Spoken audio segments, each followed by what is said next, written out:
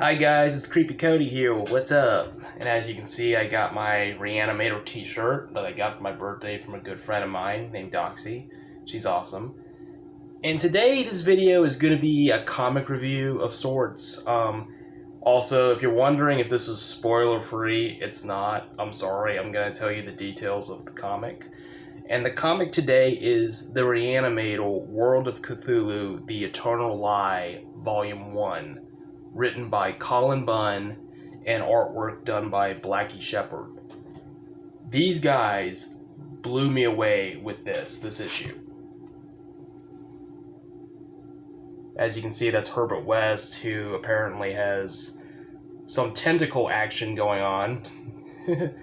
I mean, if it involves Cthulhu, obviously there's going to be tentacles.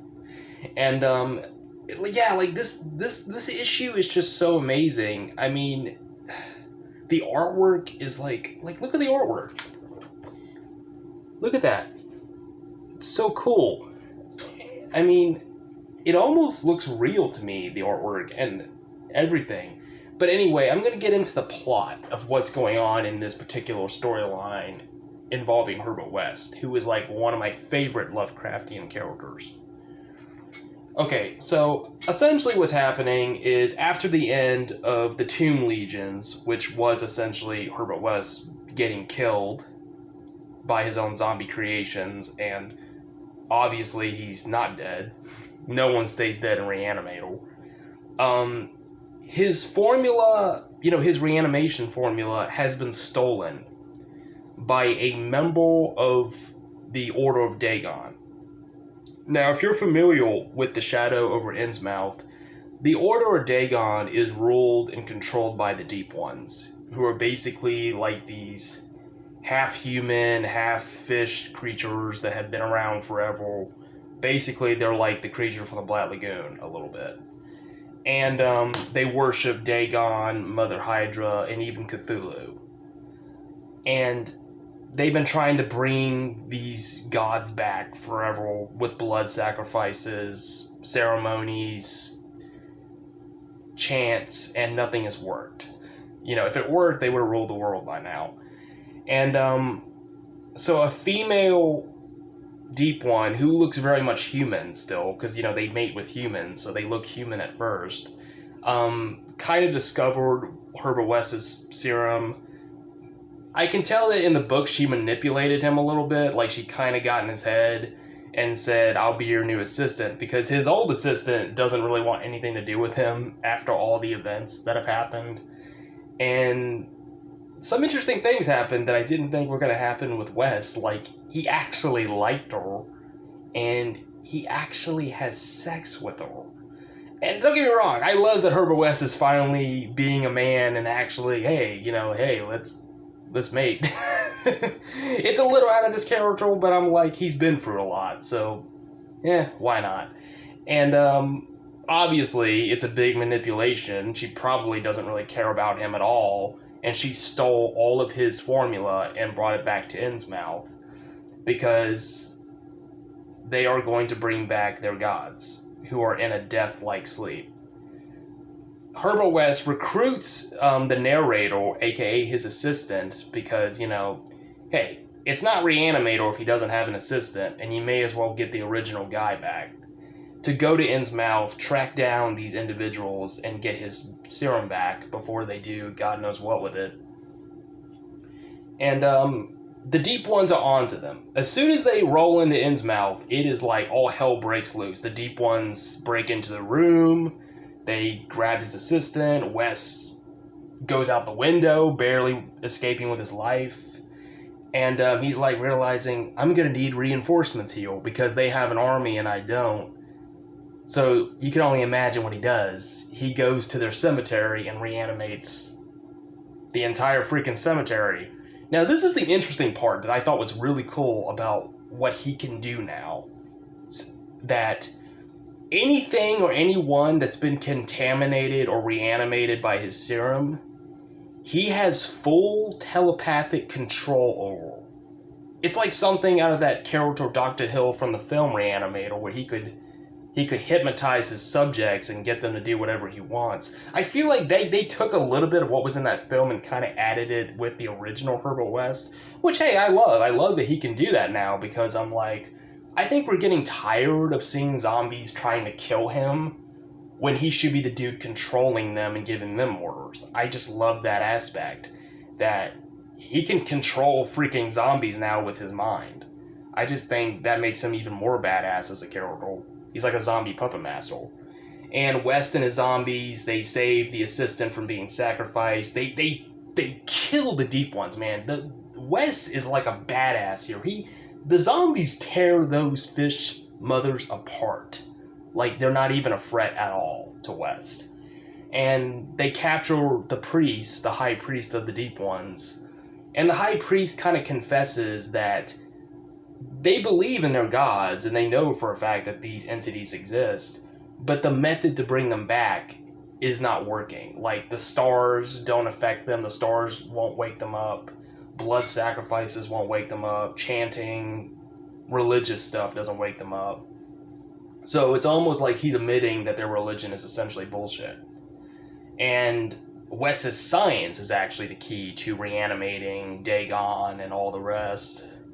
And as soon as West gets his answers, he basically just tells the zombies, kill him, eat him, do what you want with him. He's no use to me. I don't like priests anyway. You know, he's not a big fan of religion at all. And his assistant and him are going deeper and deeper underground of Innsmouth. And this is interesting because they essentially run into Dagon, who's like the chief deity of the Deep Ones. But when I see Dagon in this issue, he doesn't look like a fishman at all. He looks like an elder thing. Now, if you don't know what the elder things are, you need to read At the Mountains of Madness. They're not really the big monster in that story, but they play a part in it. Because it looks like an elder thing, but it's massively huge and colossal. And I don't know what Bunn and Blacky are trying to do here. Like, maybe there's a reason why they did this, because we're supposed to get more volumes in the future, I hope, that will explain why they did this twist. But they escape from that creature barely with their lives. Herbert's a little messed up because it hit him. And the assistant begins noticing things about Herbert, like, are you hurt? What's wrong with you? Are you sick? So Herbert rips off his shirt to reveal to his assistant he's reanimated. He's like a freaking Frankenstein type dude. Like, all of his chest and body parts have been stitched back together. And Herbert West is like, I've never been more alive. You know, so yeah, Herbert West has become a reanimated zombie, but he still has a thinking brain and still acts like Herbert West, which is awesome. So Herbert West has been reanimated. I kind of saw that coming though. But as they get deeper and deeper into the cave, they see just barrels and barrels of the serum that the Deep Ones have created, and they got like a whole crap load of this stuff that they've been able to make. And then they see Cthulhu in the cavern sleeping. He's still in that death-like sleep.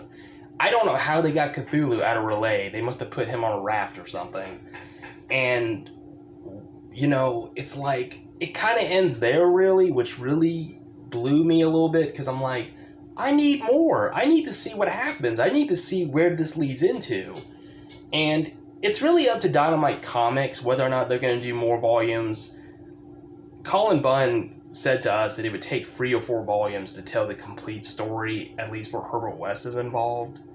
And I'm really hoping that Dynamite greenlights Volume 2, Volume 3, Volume 4, just so we can know what the story leads up to with West and Cthulhu, who's definitely now in the story.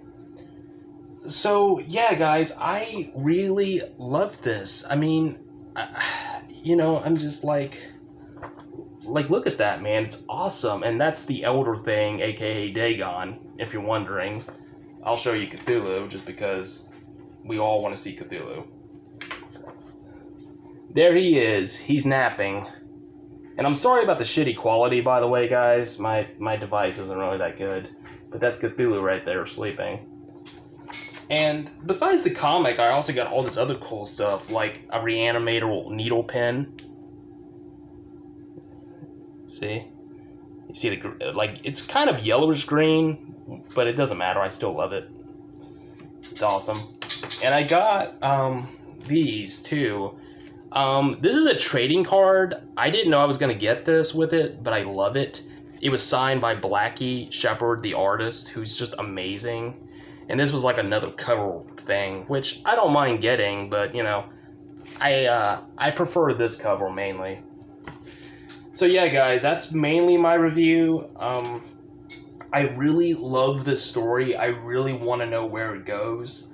I love the twist they're doing with Cthulhu, Herbert West, the Deep Ones, and all that. I really want to see how this expands and where this goes. But it's really up to Dynamite. But Cullen Bunn, the writer, awesome job. Blacky Shepherd, the artist, awesome job. So yeah, I'm gonna wrap up this video. That's mainly it for me, and I'll catch you guys on the flip side on Instagram. DM me if you want to know more about what this issue entails. But yeah, guys, have a nice weekend. Peace.